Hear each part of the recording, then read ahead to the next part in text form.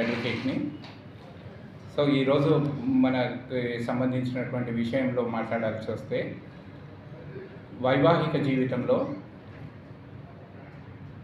వివాహిత మహిళల కోసం వాళ్ళ యొక్క రక్షణ కోసం కొన్ని చట్టాలు ఏర్పరచడం జరిగింది. ఈ చట్టాలు ఎలాంటివి అంటే, వివాహమైనటువంటి మహిళలకు వాళ్ళ యొక్క హక్కులు పరిరక్షించడం కోసం నిర్దేశించబడినటువంటివి. అయితే ఈ యొక్క చట్టంలో ఉన్నటువంటి రక్షణని ఇంకొక మహిళకి వ్యతిరేకంగా ఉపయోగించడం జరుగుతుంది. ఇంగ్లీష్లో దీన్ని ఏమంటారంటే, rights of a woman is like 2 blades of same Caesar.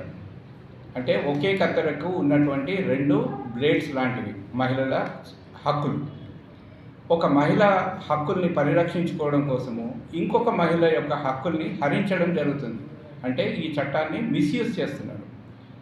రక్షణ కోసం కోర్టుకు, పోలీస్ స్టేషన్కి వెళ్ళినటువంటి మహిళలు అదే రక్షణ చట్టాన్ని ఉపయోగించుకొని వాళ్ళ యొక్క అత్త, ఆడపడుచులు, ఇతర కుటుంబ సభ్యులందరి మీద కూడా తప్పుడు కేసులు, తప్పుడు అభియోగాలు నమోదు చేయడం వల్ల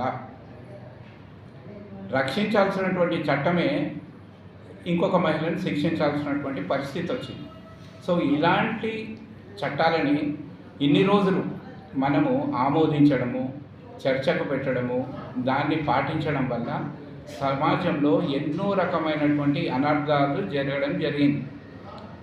ఇప్పుడు ఆ జరిగినటువంటి అనర్థాలలో నుంచి గుణపాఠం నేర్చుకోవాలనేటువంటి ప్రయాసలో భాగంగానే ఈ చట్టాలు నిజంగా అవసరమా, ఇది ఎంత మేరకు మిస్యూజ్ అవుతున్నాయి అనే విషయాన్ని పార్లమెంట్ కానీ, సుప్రీంకోర్టు కానీ, న్యాయవాదులు కానీ, న్యాయ వ్యవస్థలో నిపుణులు కానీ ఇది ఏమంటారంటే చర్చకు పెట్టడం జరిగింది.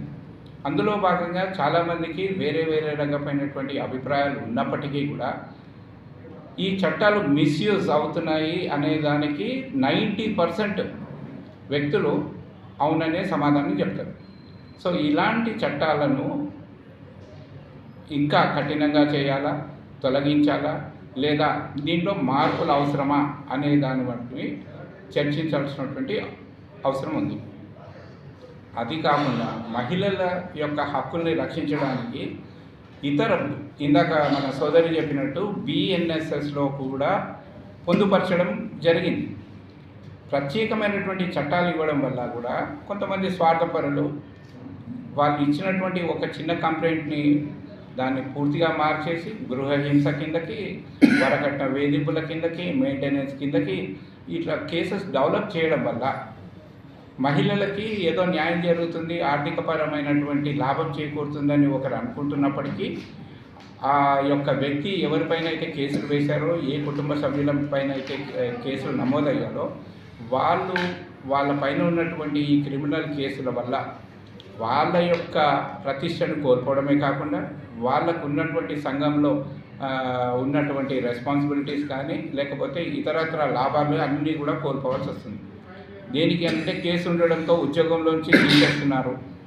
ఆడపడుచులకి వాళ్ళ కుటుంబ సభ్యుల దగ్గర, పెళ్ళైన స్త్రీలకి వాళ్ళ అత్తగారింట్లో ఇబ్బందులు వస్తున్నాయి. సో ఒక్కరిని రక్షించడం కోసం 10 కుటుంబాలని బలిపశువుల్ని చేస్తున్నాం. సో కాబట్టి నాకంటే మేధావులైనటువంటి ఎంతోమంది ఉన్నారు సమాజంలో. మీరందరూ కూడా ఆలోచించి దీనిపైన ఏ రకంగా చేస్తే మన వైవాహిక వ్యవస్థ, కుటుంబ వ్యవస్థ అనేది సమాజంలో సంతోషంగా ఉంటుందో అలాంటి మార్పులు చేయాల్సినటువంటి అవసరం ఎంతైనా ఉంది. Thank you.